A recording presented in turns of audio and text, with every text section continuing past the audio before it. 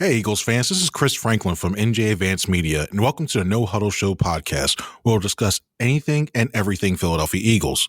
You can read our content on NJ.com/Eagles, bookmark that, and you can subscribe to our exclusive Eagles Insider text service, where we'll break news, give you insider observations, and provide in-depth analysis. Through Eagles Extra, you can send questions and comments directly to us, and we'll respond to your phone. With me today, as always, is my fellow Eagles beat reporter, Mike Kaye. Today, we're going to discuss Dallas Goedert's contract extension, Miles Sanders' status for Sunday, and we'll preview the matchup against the Saints. This is a little different because I'm doing the intro now, but Mike, how are you doing? I'm awful. That's why you're doing the intro.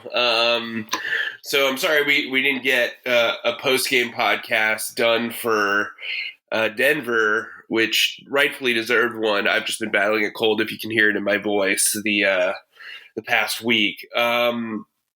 Chris is going to carry us in this one, but the Dallas Goedert contract extension felt like it needed to be addressed. We also needed to preview the Saints game. So Dallas Goedert gets a contract extension of 4 years, $59 million, according to multiple reports. Includes $35.7 million in guaranteed money. What's your take on the extension, Chris?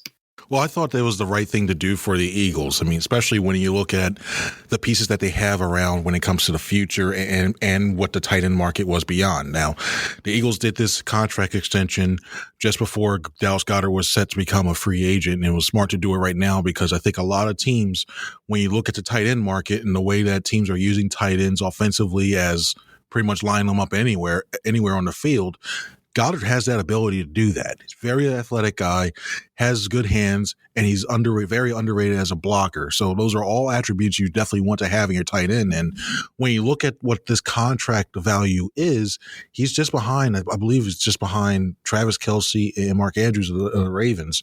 And that's where he should be slotted. I mean, the Eagles are banking that he's going to be a guy who can carry this team at that position for foreseeable future. And I thought it was very interesting that he mentioned that today when we had the chance to talk to him at the press conference.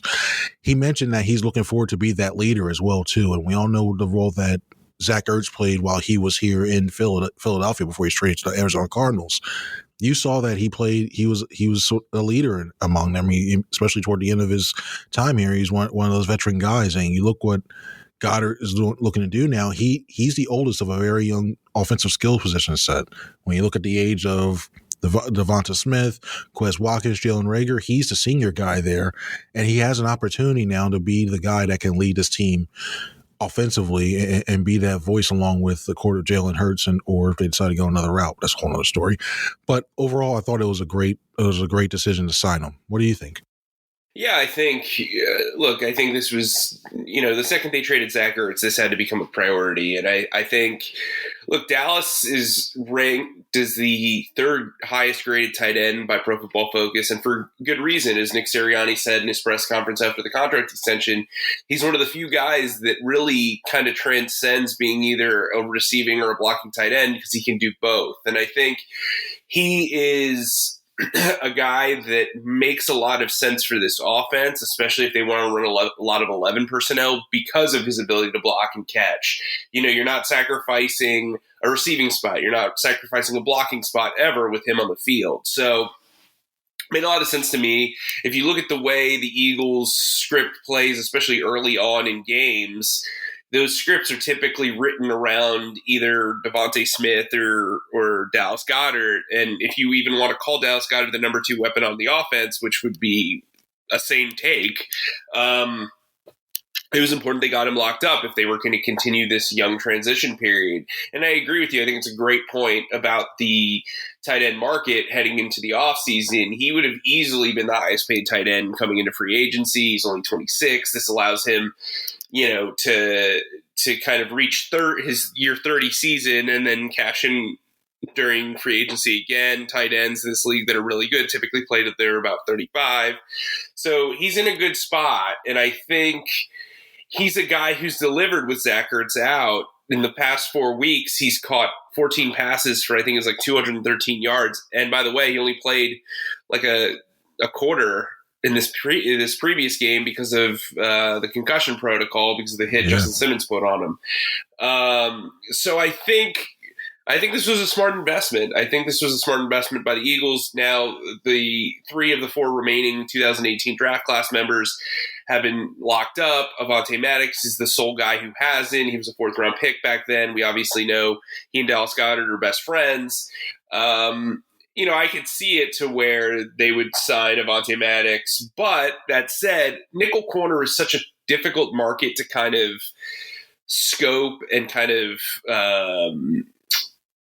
project, because there are guys that play really well and then get 1-year deals. There are guys that play really well and get big deals. There are guys that play poorly and still get big deals. So it's really, nickel cornerbacks are in the eye of the beholder. And we saw with Brandon Boykin, when you're a nickel corner, you're smaller, you're typically not fast, long speed, but you take on tight ends and you take on running backs, and that wears on you. And nickel corners are like running backs. Their shelf life is not very good. So that's something that Howie Roseman and the front office need to weigh moving forward. What's your take on a potential extension for Avonte Maddox?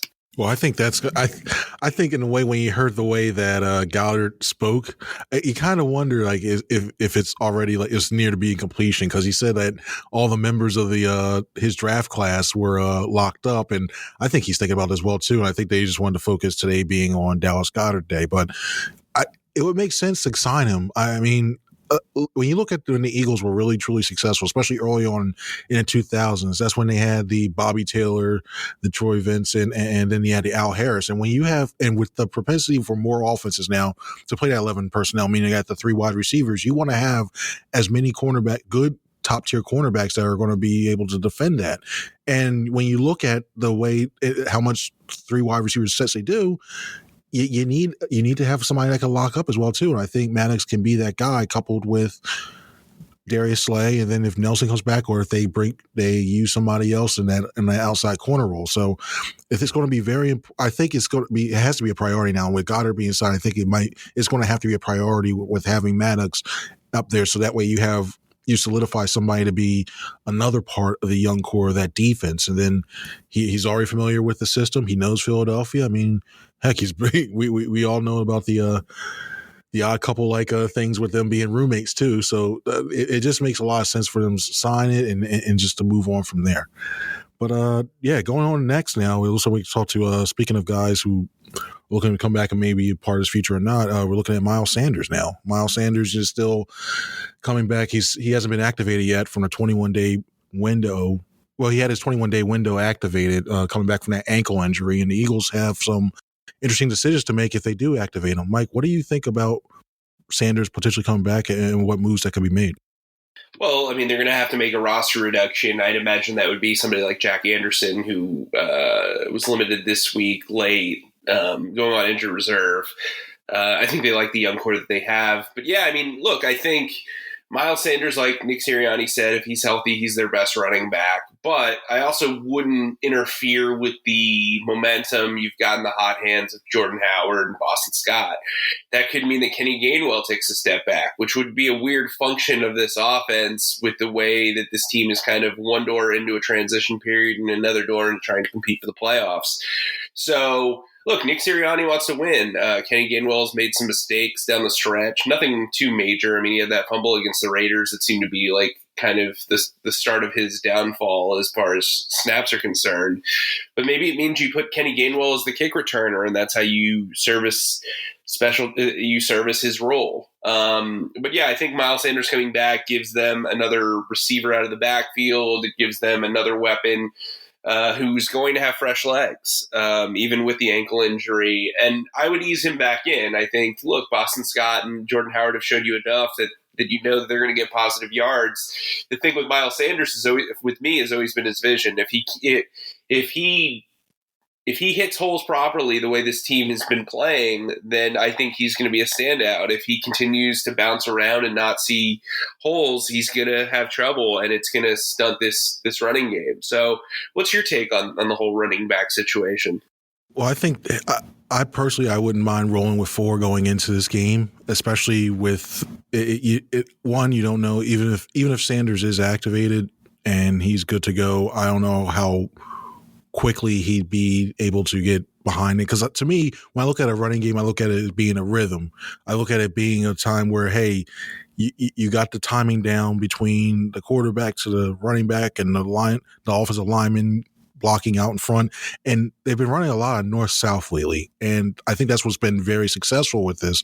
Sanders, and this is not to disparage him one bit. Sanders has the creativity to get out of some of those tight situations where he's able to bounce things up when there's not a hole there, and he's bouncing them outside or vice versa, bouncing back inside. And that's the thing that I think if he comes back, it's going to take some time to get that flow again, to get him reacclimated there. If anything, I would look potentially maybe like sitting down, like say Teron Jackson, the defensive end, the rookie defensive end, because I think you can still utilize a lot of these running backs in different ways. I mean, you can still use the vaunted speed, the speed package, the 21 personnel, still have Gainwell and Sanders on the field. You can still use Jordan Howard in ways. You can still use Boston Scott in a lot of ways too. It just forces those defenses to prepare for a lot more potential formation looks and work, and have Dennis Allen, the Saints defensive coordinator, worry about, okay, well, I have to worry about this package coming on the field. I have to worry about this happening.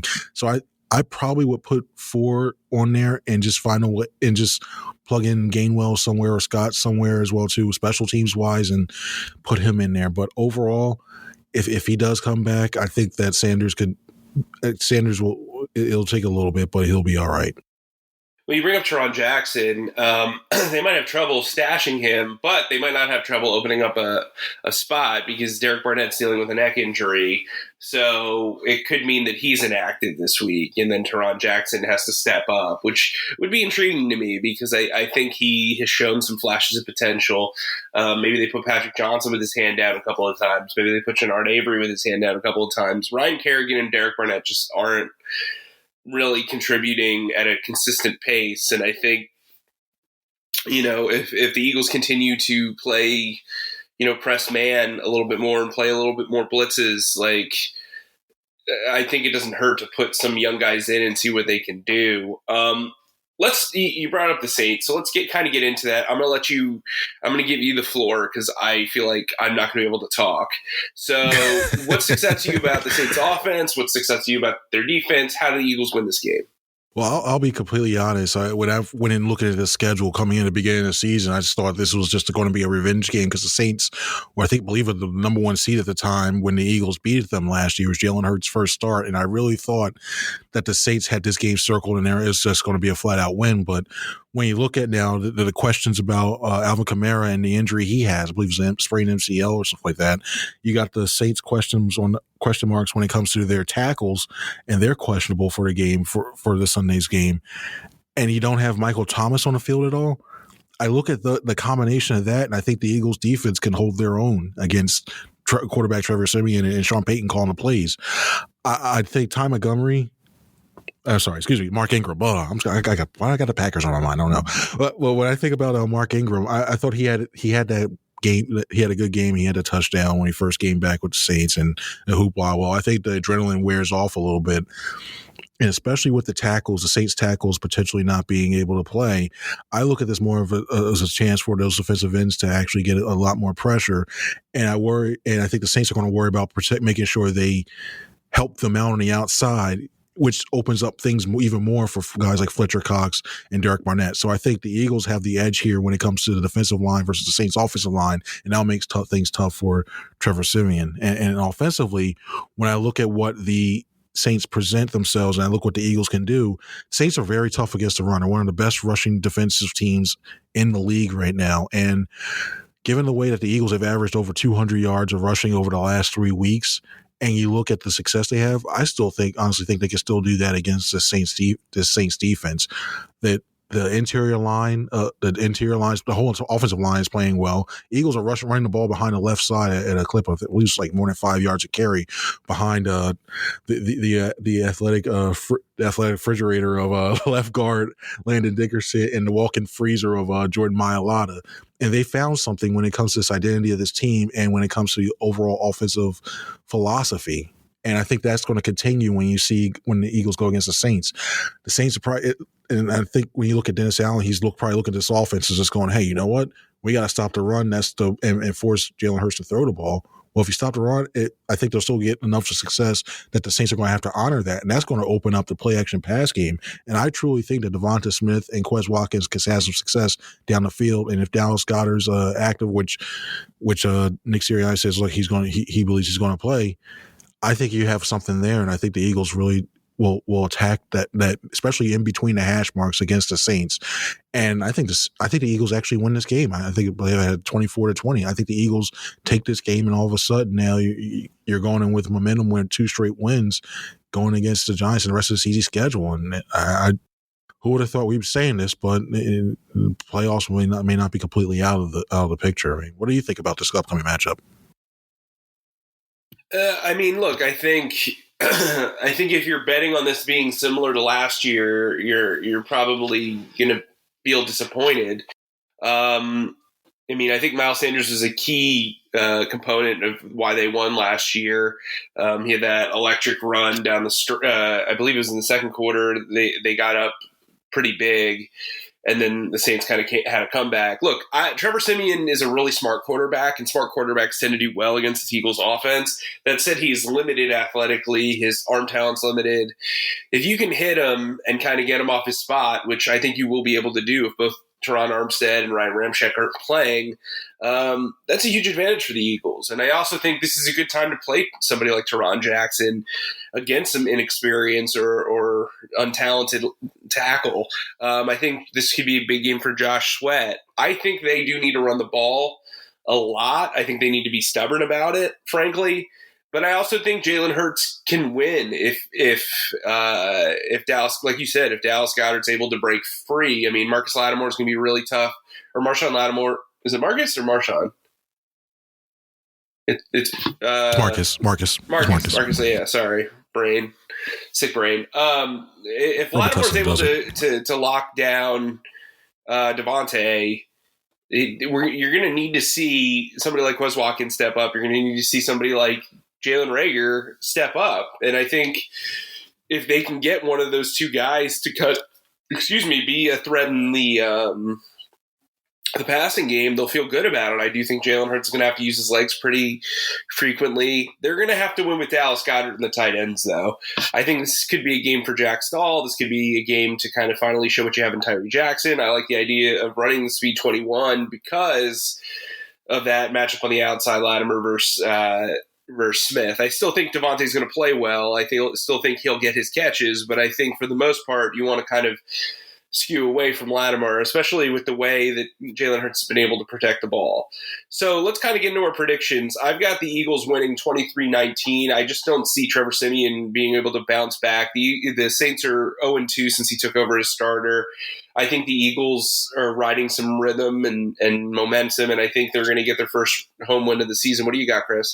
Well, I got the Eagles winning 24-20, and it'll actually be interesting to see how the Link crowd responds to a win. I mean, it's been a very, very long time since they've seen one. So I think it's going to be that's what they're going to go with. So remember, guys, thank you guys for listening to this. Remember to make sure to subscribe to Eagles Extra. You know, we're always texting you guys and having some good conversations on there about what's going on with the Eagles' latest transactions. So it's going to be interesting to see what happens. And, you follow me along, and I'll be texting along with the game as well, too. Mike's going to be texting his insights as well, too. So feel free to send some questions. And also remember, it's a free trial as well, too, 2-week trial. So we enjoy that as well, too. Also, don't forget to subscribe to this podcast wherever you listen to your podcast, whether it's Spreaker, iTunes, whatever. There's so many different podcast areas now. So make sure you do that and subscribe it.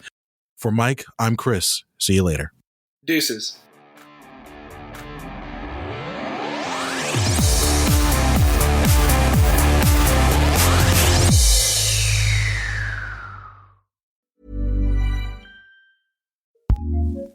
Looking for a new podcast to listen to? Here's what we love, courtesy of Acast Recommends. I'm Fred VanVleet, NBA point guard of the Toronto Raptors. And I'm Derek Folk, COO of Folk Williams Financial Management. We're the host of Bet on Yourself, an Acast original podcast dedicated to helping people take the next step in the business world. In each episode, we'll invite a BIPOC entrepreneur to the table and help them level up their business, covering everything from marketing to scaling to financing. Bet on Yourself drops every Wednesday starting November 3rd. You can find it wherever you listen to podcasts. Tune in to Hear What's Said by Derek and Fred. And I promise I won't forget it.